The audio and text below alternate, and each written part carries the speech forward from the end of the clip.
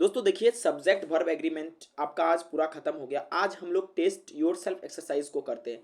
मैंने आपको ये बोला था ना कि आपको कहीं से भी कोई कोर्स परचेस करने की आवश्यकता नहीं है फॉर इंग्लिश कॉम्पिटिटिव एग्जाम के लिए। एससी गुप्ता सर की पूरी किताब को पढ़ डालिए मेरे साथ, यकीन मानिए आपका एक भी क्वेश्चन छूट जाए तो फिर मुझे बोलिए। ठीक है दोस्तों, हम कर रहे हैं टेस्ट योर सेल्फ एक्सरसाइज को, और मैंने शुरुआत में आपको इन्वर्जन बताया था। जिस इन्वर्जन में मैंने आपको बहुत डिप्थ में नहीं बताया, मैं खुद एक कन्फेस करता हूँ इस बात को, जितना जरूरी था उतना मैंने आपको बताया। तो दोस्तों हम लोग एक्सरसाइज को करते हैं और इसको इन डेप्थ हम एनालिसिस करके आपको एच एंड एवरी वर्ड के बारे में बताएंगे। हो सकता है इस एक्सरसाइज में 10 ही क्वेश्चन कर पाए, 20 ही कर पाए, लेकिन सभी का प्योर एनालिसिस होगा। तो चलिए शुरू करते हैं। आपके सामने क्वेश्चन है, आप वीडियो को पॉज करके आंसर बताइएगा कमेंट में, तो अच्छा लगेगा, नहीं तो सीखिए। देखिए आपके सामने ये क्वेश्चन है, इसके 4 पार्ट है, A B C and D. जिस पार्ट में आपको लग रहा है गलती है, सेंटेंस को पढ़िए और गलती ढूंढने का कोशिश कीजिए। चलिए पढ़ते हैं पहला sentence. Under no circumstances I can help you in this venture said Sita. देखिए यह एक रिपोर्टिंग वर्ब वाला सेंटेंस है और इसमें कहा जा रहा है कि अंडर नो सरकमस्टांसेस। पहले इसको समझते हैं।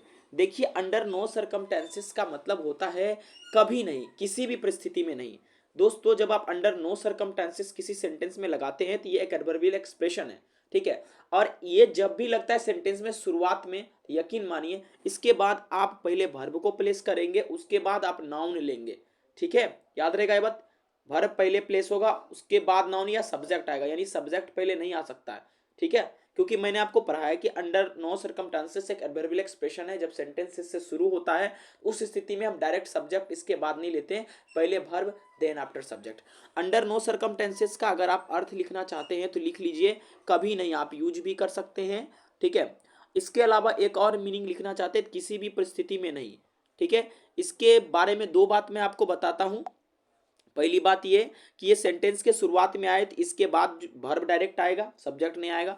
दूसरी बात ये कि इसके बाद आप नोट का इस्तेमाल नहीं कर सकते सेंटेंस में, क्योंकि ये दोस्तों खुद ही नो मीनिंग देता है। ठीक है, अब एरर ढूंढते हैं।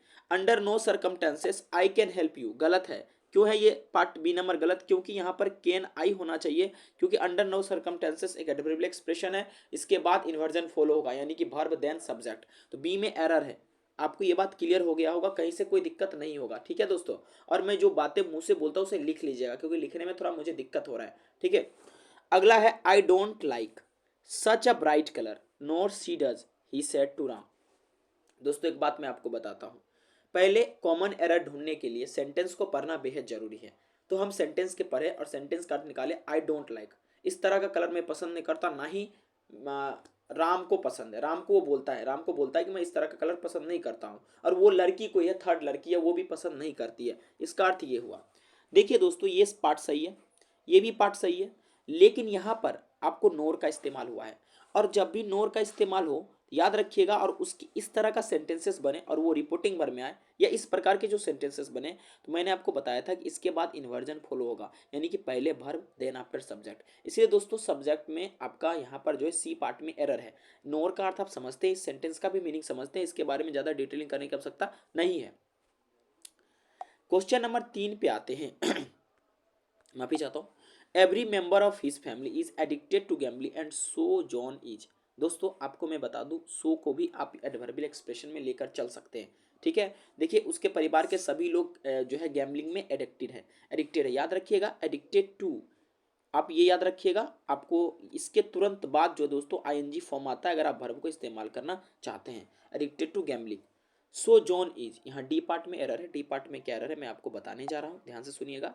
यहाँ पर होगा दोस्तों सो इज जॉन होगा। ठीक है, क्योंकि सो एक प्रकार का एडवर्बियल एक्सप्रेशन है, और इसके बाद आप यूज करना चाहते हैं इसको इन्वर्जन के रूप में फॉलो होगा, वर्ब पहले आएगा और से आपका सब्जेक्ट बाद में आएगा।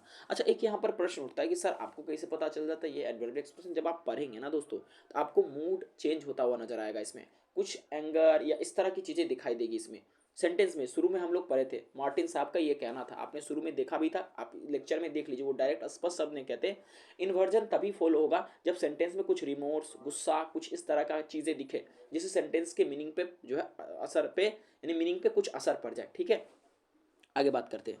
ठीक है दोस्तों, आपको आगे ये ध्यान रखना है। देखिए अगला पढ़ते हैं। Never before had I had been asked to go there by bus. ठीक है, देखिए नेवर बिफोर का मतलब क्या हुआ, इससे पहले।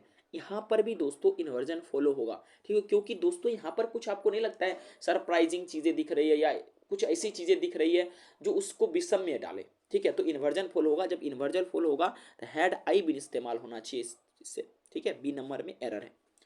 अब 5 नंबर पे आते हैं, इसको लिख लीजिएगा, पहले इसका मीनिंग लिखिएगा। देखिए ऑन नो अकाउंट का मतलब हुआ किसी भी हालत में नहीं, कुछ हद तक अंडर नो सर्कमस्टांसेस के मीनिंग को ये रखता है, ठीक है। ऑन नो अकाउंट का मतलब हुआ किसी भी हालत में नहीं, किसी भी परिस्थिति में नहीं, ठीक है, किसी भी परिस्थिति में इस स्विच को नहीं टच करना है, ठीक है, किसी भी परिस्थिति में।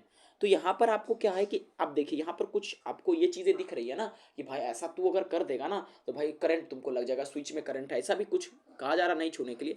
तो दोस्तों यहाँ पर गलती हुआ है। यहाँ पर क्या होना चाहिए दोस्तों, मस्ट पहले आना चाहिए, वर्ब पहले आना चाहिए, देन आफ्टर दिस स्विच, क्योंकि यहाँ पर इन्वर्जन लगेगा, वर्ब पहले आएगा, सब्जेक्ट बाद में आएगा। मैं बार बार कह रहा हूँ इन्वर्जन कब लगता है, या तो आप इस सारे सेंटेंसेस में शब्दों को पहचानिए, नहीं तो उसके फीलिंग्स को समझिए। जहाँ पर आपको कुछ ऐसा दिख जाए और इस तरह का आपका मतलब फ्रेगमेंट रहे, सेंटेंस का कुछ पार्ट आप यूँ कह सकते हैं एक्सप्रेशन रहे, तो उस स्थिति में आप इन्वर्जन का इस्तेमाल करिएगा। ऑन नो अकाउंट का मतलब आपको बता दिया क्या होता है, किसी भी हालत में नहीं। अगला है seldom, had I had seen such a beautiful girl, said Mohanty, ठीक है, मतलब मोहंती का ये ना करें भाई इससे पहले मैंने कभी इस तरह का लड़की नहीं देखा, ठीक है। तो आपको मैंने शुरुआत में बोला था एक तो ये रिपोर्टिंग वाला सेंटेंस है, चलो सही है, ठीक है। लेकिन दोस्तों यहाँ पर भी आपको ध्यान रखना पड़ेगा, मोहंती सैड नहीं लगाना, इसमें सैड मोहंती ही रहेगा। अब मैंने आपको ये बताया था, यहाँ पर देखिए सैड सीता ही है, तो यहाँ पर भी उस चीज़ को मेंटेन रखा गया। देखिए आपको मैं बोला था कि शुरुआत में कि अगर सेल्डम सेंटेंस में लिखा है शुरुआत में आए, रेयरली आए, ठीक है, सेल्डम रेयरली, ठीक है, तो इस स्थिति में आपको क्या करना है, सेंटेंस जब आप शुरू कर रहे हैं सेल्डम से तो वहाँ पर पहले वर्ब लीजिएगा, देन आफ्टर सब्जेक्ट। इस चीज़ को मैंने आपको बताया भी था कि आपको विशेष ये ध्यान में रखना है, क्या क्या मैं शब्द बोल रहा हूँ ध्यान उसको रखिएगा, एकदम बिल्कुल दिमाग में बैठा के रख लीजिएगा इस बात को। हार्डली, रेयरली, स्कार्सली, सेल्डम और नेवर, अगर इससे आप सेंटेंस को स्टार्ट करते हैं मित्रों तो याद रखिएगा आप वहां पर पहले वर्ब लेंगे, देन आफ्टर सब्जेक्ट। लेकिन सेंटेंस को भी चेक करना है कि क्या इसमें कुछ ऐसा एक्सप्रेशन दिख रहा है, ठीक है, यहाँ पर लड़की को देखने का एक्सप्रेशन है, इसलिए इस स्थिति में दोस्तों यहाँ पर क्या लगा, यहाँ पर दोस्तों हमने सेल्डम लगाया और ए पार्ट में एरर है, हैड आई यूज होना चाहिए था, ठीक है।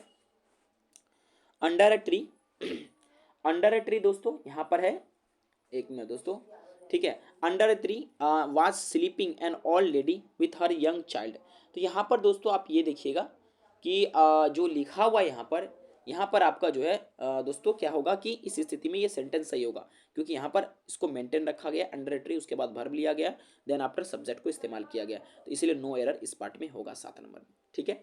8 नंबर में टू सच अ डिग्री, पहले इसका मतलब समझते, देखिए सच अ डिग्री का मतलब हुआ किस हद तक, ठीक है, ही क्रिएटेड द प्रॉब्लम्स, या इस हद तक आप कहिए, to such a degree he created the problem that people thrust him, वो समस्या को इतने हद तक लेकर चला गया कि लोग उसको पकड़ के टंटना दिए, यानी धुनाई कर दिए, ठीक है। तो दोस्तों आप एक चीज देखिए, टू सच अ डिग्री मतलब क्या हुआ, यहाँ पर आपका एक एक्सप्रेशन ऐसा दिखा जिसमें हमें कुछ इस तरह का माहौल बना दिया गया जिससे उसके लिए ट्रबल स्टार्ट हुआ। तो यहाँ पर दोस्तों यहाँ पर क्या होगा, ये बी पार्ट में एरर है, यहाँ पर पहले वर्ब को आना चाहिए, ये पास्ट इंडेफिनिट टेंस का वर्क है। अगर इसके इंट्रोगेटिव की बात करें तो डिड ही होना चाहिए क्रिएट, ठीक है, याद रहेगा डिड ही क्रिएट होना चाहिए। ओके दोस्तों, 8 के बी में एरर है।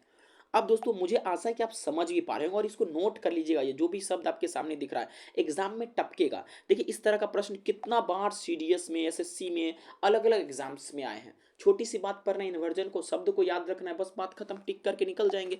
हमको पीएचडी थोड़ी ना करना है इस पे, मैंने कुछ हद तक, ठीक है, आपको ये बताने का प्रयास भी किया है कि किस प्रकार से इस्तेमाल हम कर सकते हैं। देखिए not only she watched the news but she also cooked food, ठीक है, यहां पर भी गलती हुआ है। शुरू में मैंने आपको बोला कि जब सेंटेंस आप शुरू करते हैं किससे, नॉट ओनली, ठीक है, ओके दोस्तों, तो उस स्थिति में या बट ऑल्सो आप लगाते, ध्यान में ये रखना होगा कि नॉट ओनली से अगर स्टार्ट हुआ तो यहाँ भी इन्वर्जन फॉलो होगा, केवल यही नहीं कि बट ये भी, जब पैरेलली दो चीज को हम साथ करते हैं, ठीक है। तो दोस्तों यहाँ पर गलती है कि नहीं है, नोट ओनली से स्टार्ट हुआ है और ये पास्ट इंडेफिनिट में, इसको यहाँ पर वर्ब लाना चाहिए पहले। अगर वर्ब पहले आएगा तो यहाँ डिड से स्टार्ट होगा, डिड सी वॉच होगा, डिड सी वॉच, ये एग्जाम में टपका हुआ है प्रश्न है ये। और दोस्तों ये 6 नंबर वाला, ठीक है, आप किसी भी परीक्षा में जा रहे तो एक बार आपको ये देख के जाना चाहिए कहीं आना जाए, ठीक है। इसके बी पार्ट में एरर है। नेक्स्ट वन हम लोग आप बात करते हैं 10 नंबर पे, जो रूल्स को देखे समझे दोस्तों वो आराम से कर सकते हैं। No sooner the plane landed at the airport then a group of arm commanders surrounded it. मतलब जैसे ही कि क्या हुआ कि वो मतलब जो है एरोप्लेन लैंड किया तो आर्म जो मतलब आर्म कमांडोज थे उसको घेर लिए जाकर। ठीक है, एक चीज यहाँ हो रहा है, दूसरा उसका एक चीज का होना दूसरा का इम्पैक्ट होना हो जाता है यहाँ पर। जैसे लैंड हुआ सब घेर लिया एकदम। ठीक है, तो दोस्तों नो सूनर दी प्लेन लैंडेड है, यहाँ पर गलती हुआ है क्योंकि सेंटेंस नो सूनर से स्टार्ट हुआ, याद रखिएगा। नो सूनर से जब सेंटेंस स्टार्ट हो, ठीक है, तो उस स्थिति में भी इन्वर्जन को फॉलो किया जाता है, ये ध्यान में रखना होगा। यहाँ पर द प्लेन लैंडेड नहीं होगा, डिड द प्लेन लैंड होगा। क्या होगा दोस्तों, डिड द प्लेन लैंड। ठीक है, आई होप आपको ये समझ में आया होगा, कहीं से कोई दिक्कत नहीं हुआ होगा। दोस्तों आप ये समझ भी पा रहे हैं। ठीक है, देखिए आप इसका इस्तेमाल आप अपने लाइफ में भी कर सकते हैं। ठीक है, जैसे अगर मैं एक सेंटेंस आपको लिख कर दिखाऊं, देखिएगा, on no account, on no account. Okay दोस्तों, सेंटेंस को थोड़ा आप मीनिंग लगाइएगा। ओके, शुड, शुड, ओके दोस्तों, the mixture, should the mixture boil. ठीक है, देखिए यहाँ पर मैंने इन्वर्जन को भी मेंटेन रखा। इसका क्या अर्थ हुआ दोस्तों, इसका अर्थ ये हुआ कि किसी भी परिस्थिति में आपको इस मिक्सचर को बॉयल नहीं करना चाहिए या नहीं करना है। ठीक है, आई होप आपको ये समझ में आया होगा। अगर समझ में आया दोस्तों वीडियो को लाइक कर दीजिए। आप लोग वीडियो को लाइक नहीं करते, वीडियो को देखते जरूर है, लाइक नहीं करते। Please I request all of you to like this video. If you like this video and if you subscribe this channel, our channel will grow. So in this way we can help you. Okay, इस तरह से हम आपको मदद कर सकते हैं। Okay दोस्तों, thank you very much for watching this video, have a good day. और इसका हम दोस्तों पार्ट 2 भी लाने वाले हैं। सो आप थोड़ा सा बहुत ज़्यादा पेशेंट बैठिए, समझिए, देखिए और इसको उतारते जाइए। Thank you.